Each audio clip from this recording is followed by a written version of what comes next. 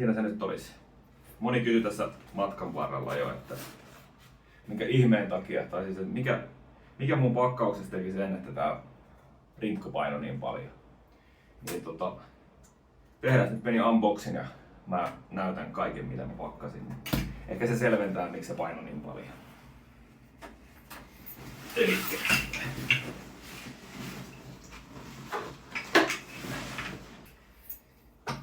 No niin,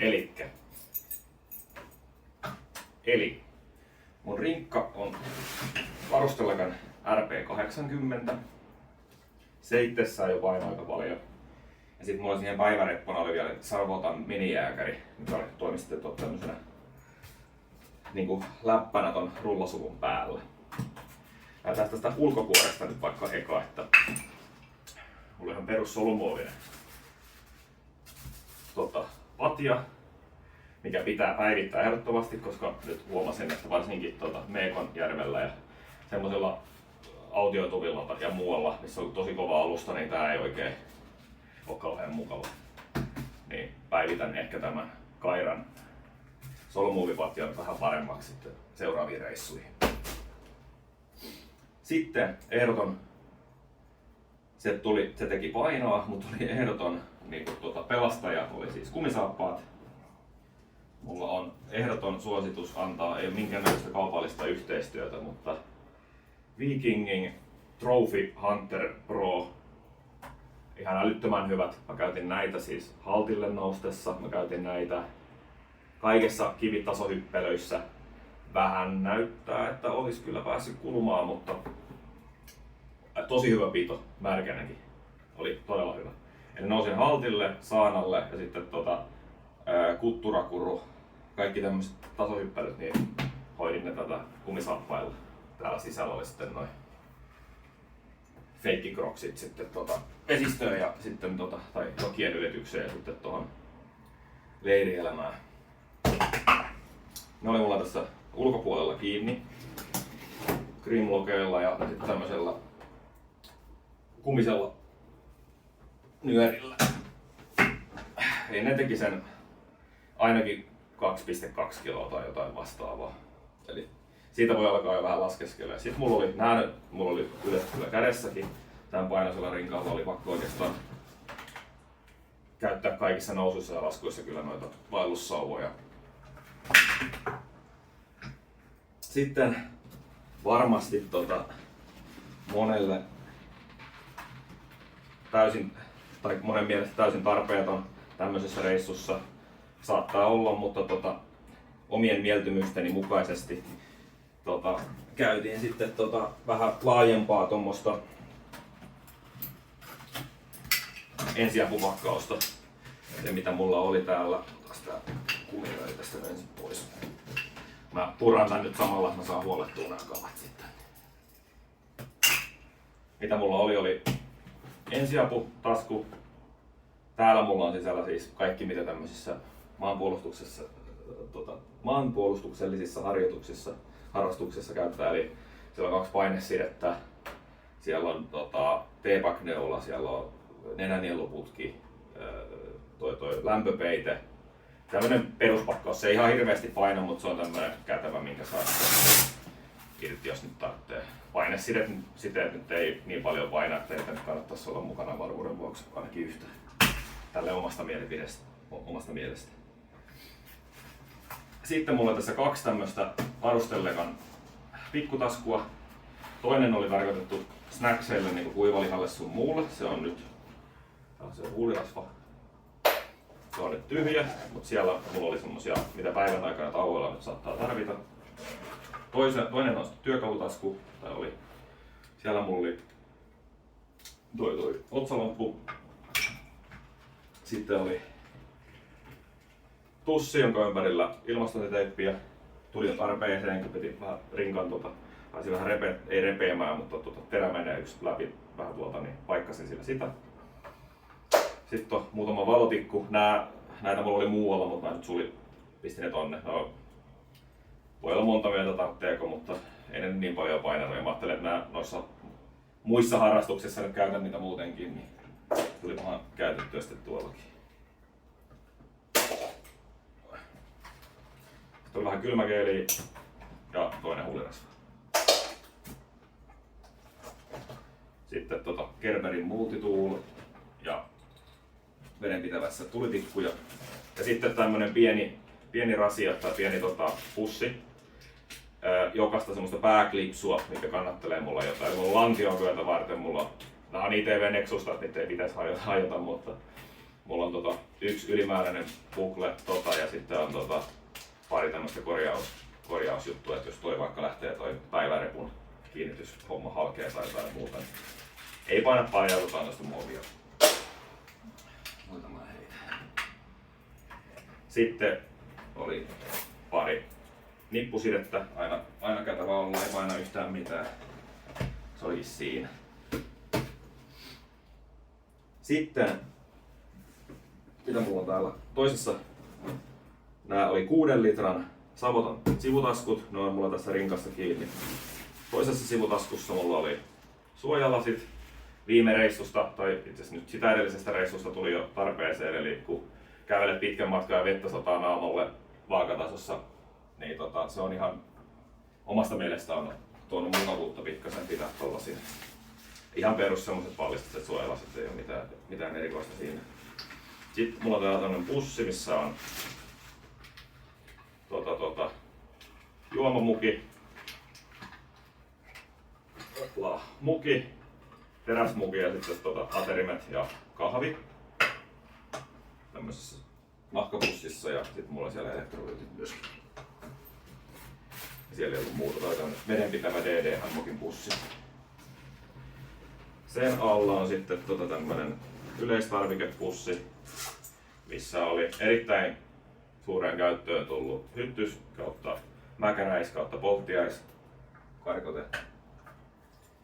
Sitten oli hyttysverkko, erittäin paljon tuli käyttöön Meikon laaksosta, kun lähti sinne Termisjärvelle päin, niin oli aika paljon mäkäräisiä vielä ja noita polttiaisia, tai mäkäräisiä nyt ainakin. Sitten oli toi polvituki, jos sattuu jotain käymään, että täytyy saada tukea.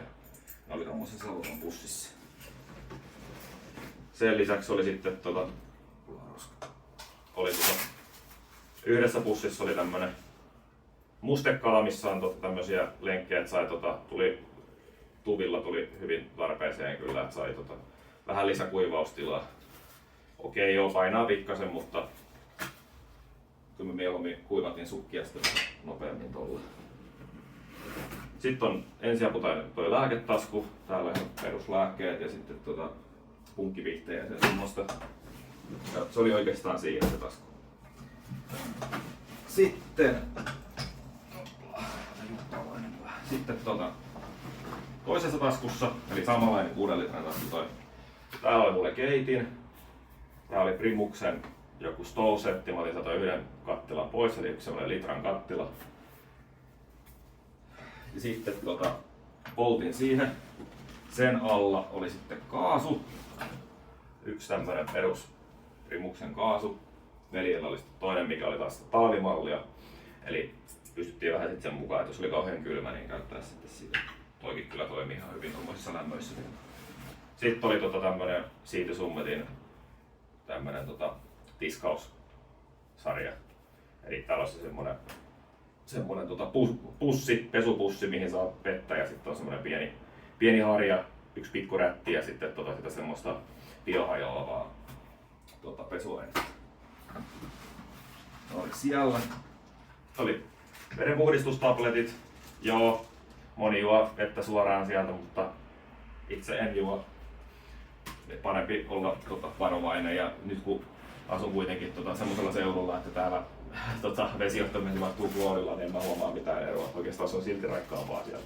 Sitten mulla oli sen lisäksi oli tosi kevyt, oli tämmönen perus, tää taisi olla Soijerin semmonen suodatin. Tää on sellainen pulloon tarkoitettu, mutta täällä pystyy suodattamaan pillisysteemi. Varotoiveena sitten, jos näillä tableteilla olisi käynyt jotain. Se oli siinä se tasku. Sitten sen lisäksi oli tietenkin sitten rinkan sadesuoja. Sen lisäksi oli sitten päivärepun sadesuoja. Sitten oli rätti, jolla sai kuivattua noin telta. ennen kuin se pisti pakettiin. Kastui tietenkin kyllä silti. Sitten käydään nämä pikkutaskut tästä pyhältä, kenttäpullotasku. En käy sinne, mutta ihan perus tommonen kenttäpullotasku.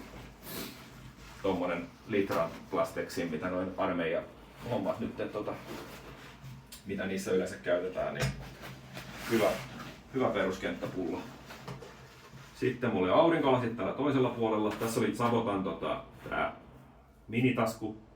Ainakin M05-järjestelmä, että kenellä on tuttu, niin tietää kyllä. Vähän on painava, kun siinä on molleverkkoa, mutta kuitenkin.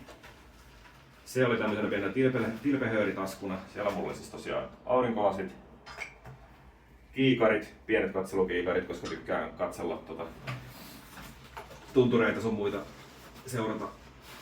Sitten mulla oli, tää oli ihan hauska lisä viime kerrasta jo oltiin, niin Night Forcen tämmönen lämpö, ilmanpaine ja tuulimittari. Pystyn vähän huipuilla katsoa, että millaisissa tuulilukemissa siellä tuuli vinkui. Sitten sen lisäksi mulla oli sitten navigaattoritasku. Siellä oli perus suunnan tommonen laattakompassi. Ja sitten vähän hifistelyä, mutta oli sitten käsisuuntakehä. Se on ihan, ei nyt välttämättä tarpeellinen, mutta hyödyllinen. Silloin on ihan kiva harjoitella, tehdä vähän paikantamista ja kaikkea sellaista siinä matkalla. Toki painaa pikkasen, kun se on vähän tuollainen järeempi. Sitten mulla oli tässä minitaskussa oli vielä tommonen pistoolin lipastasku, mikä oli tosi kätevä, kun sinne pystyy sitten vaan sulloa kaikkia karkkipapereita sun muita, ja kun se on kuvipintainen ja jää sinne kiinni, niin sitten ne ei ole pitkin maita ja mantuja. Saa kätevästi matkalla siinä. Sitten ulkopuolella mulla oli vielä Sabotan tuppitasku roskille. Eli se oli mun roskapussi, mulla oli minikrippipussi, sitten ruokapussi siellä, missä oli sitten kuljetettiin roskia mukana, ettei nyt tuolla rinkan sisällä. Sitten mulla oli tässä päällä kiinni. Ja tällä puolella oli tietenkin vielä karttatasku. Tai toi tasku. Eli kartalle, se roikkuu tuossa rinnuksissa. Muuta tällä puolella ei ollutkaan. Sitten mennään päiväreppu seuraavaksi. Se klipseillä kiinni täältä, niin saa kätevästi. Eli Sabotan päiväreppu. Jääkäri S taisi olla nimeltään. Siellä oli istuinalusta. Sitten oli perustuommoista pipoa ja tuollaista, mitä nyt voi nopeasti tarvita päähän. Hanskot. Sitten sen lisäksi mulla oli sitten elektroniikkapussi täällä. Eli mulla oli semmoinen pieni mikro, oliko se Canonin M50, semmoinen pieni mikrojärkkäri oli mukana ja sen akut oli täällä sitten vesitiivissä pussissa. Eli se toi nyt tietenkin vähän painoa. Ja sitten tässä pikkurepussa oli vielä kiristys siinä. Ei paina mitään ja en nyt keksi yhtään paikkaa, mihin sitä ei kannattaisi ottaa mukaan. Suihkuun ne ehkä tarvitsee. Sitten mennään tänne itse rinkan sisälle. Eli tässä on tämmönen rullasulku. Ja tämähän ei vettä pidä. Täällä on... No ei tosta nää, mutta täällä on tää tämmönen perus pinnotus, mutta se nyt ei mikään ihan bulletproof oo kyllä, niin sen takia, niin no menen siihen ihan kohta. Mulla on kuoritakki. No, jätesäkkiä nyt ei ollut sillä hetkellä siellä, mutta sitten mulla oli ruokapussi, mikä on nyt tietenkin tyhjä. Siellä oli noin 8 kiloa ruokaa. Hattu, seikkailuhattu pitää aina olla. Sitten on lihapyykkiä. Sitten hygienia pussi, missä oli hammasharja. Ja sitten jotain perus pieniä rasvoja ja pesuaineita, mitä nyt tämmöisiä voi tarvita. Sitten mulla oli anorakki. R-Collectionin tämmönen vetoketjumallinen puuvillaa, mutta on käsitelty sillä tavalla, että pitää tuulta sen verran, että no jos ei nyt vettä saada, niin toi on tosi kätevä siihen. Sitten oli, mitähän täällä oli?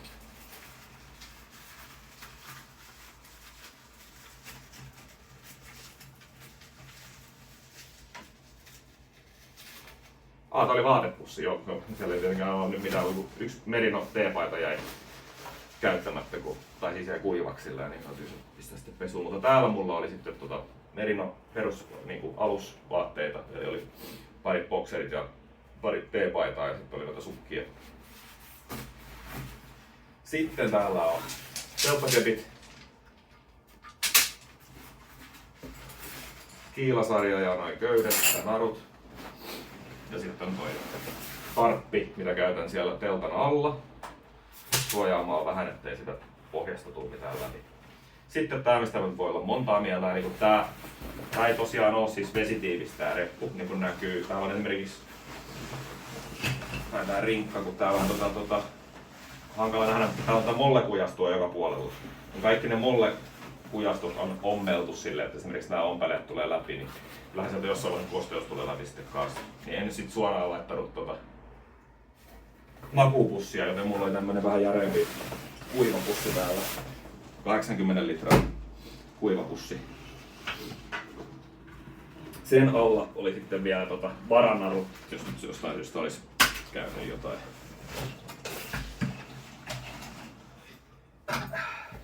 Eli tää kuivapussi itsessään painaa jo pikkasen, niin se nyt toi vähän lisäpainoa kanssa sitten. Mutta mieluummin niin kuin se, että on sitten märkiä.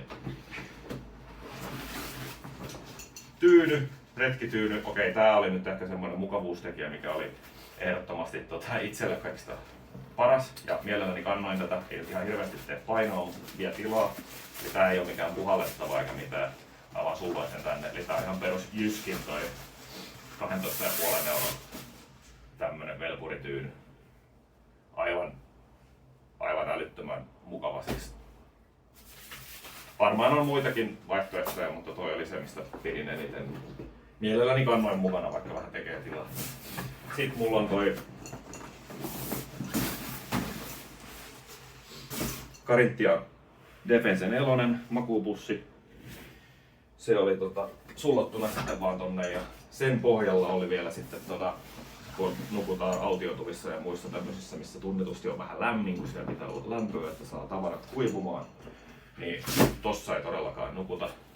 Niin mulla sitten tämmönen brittiylijäämä makuupussin sisäpussi peruspuuvilla.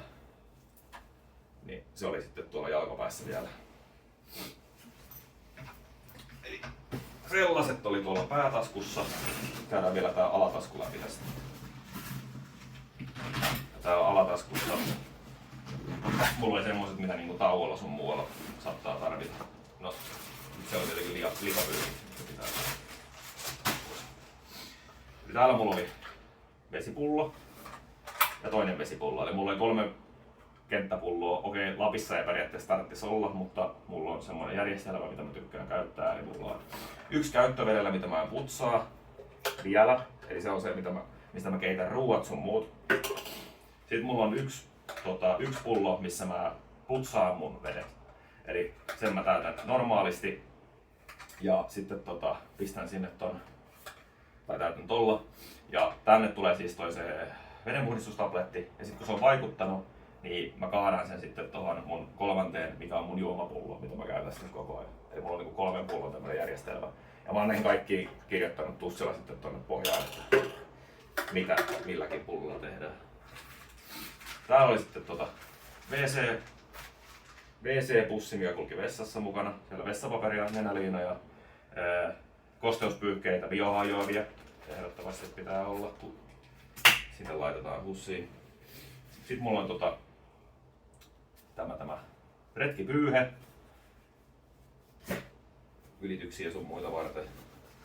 Sitten on taukotakkipussi. Ja tässä menee nyt. Täällä oli tää brittien, mikä tää oli? Thermal Smog takki. Eli joo, ei oo mikään kevyin kaikista, mutta tosi mukava pitää tuulta ja on aika semmoinen mukavan nafti, pieni kokoinen kuitenkin. Ja sitten oli ihan perus tuulihousut. Tai verkkari, tommoset tuulihousut justiinsa. Sen lisäksi oli sitten brittiylijäämä sadetakki, Gore-Texi tai tämmöstä kuorimateriaalia, teipatut saumat. Erittäin hyvä ja halpa. Oho, tänne jotain taas kuullaan täällä. No joo, tää on toinen hyvä löytö, eli sitten kun sataa vettä ja meinaa kastua noin hanskat, niin okei, on olemassa tietenkin kaikkia neopreenihanskoja sun muitakin, mutta tämmöiset huorikintaat, mitkä sitten tuli tuohon päälle. Okei, niille ei mitään muuta tee, kun pitää nyrkissä asioita, mutta se riitti ihan hyvin noihin vaellussauvoihin. Tuli käyttöön. Eli sellaiset.